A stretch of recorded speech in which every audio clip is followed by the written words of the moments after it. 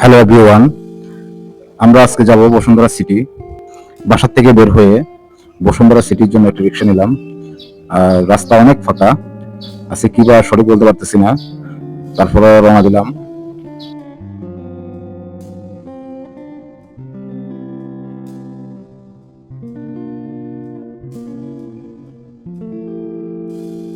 অবশেষে বসুন্ধরা সিটির সামনে এসে দেখলাম মার্কেট আজকে বন্ধ।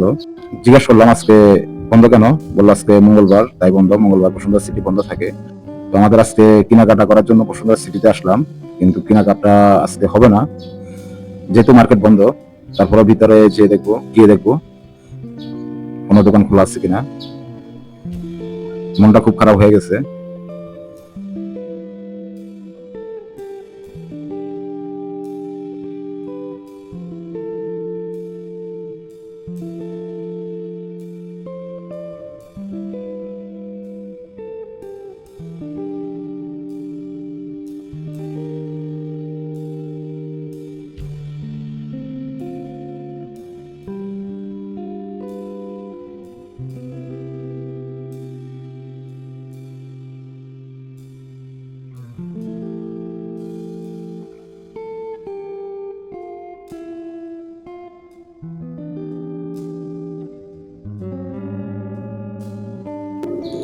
ভিতরে এসে দেখি সব দোকান বন্ধ,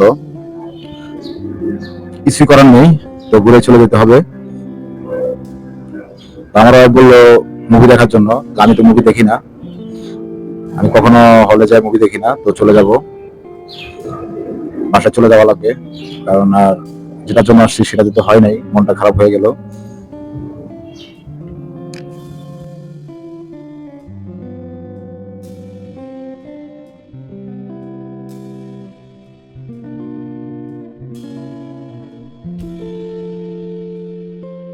কিছু কেনাকাটা করার জন্য আসলাম, বাট হলো না। এখন আমরা চলে যাব। তো যাওয়ার সময় ওকে একটা আইসক্রিম কিনে দিলাম। চিন্তা ভাবনা করতেছি আজকে সারাদিন এই রিক্সা ড্রাইভারকে নিয়ে ঘুরবো, আমাদের এই মামাকে নিয়ে। মূলত উনি হচ্ছে আমাদের পার্সোনাল ড্রাইভার, আমাদের সব জায়গায় নিয়ে যায়। তো আমরা এখন ধানমন্ডি লেকের পাশে দিয়ে যাচ্ছি 32।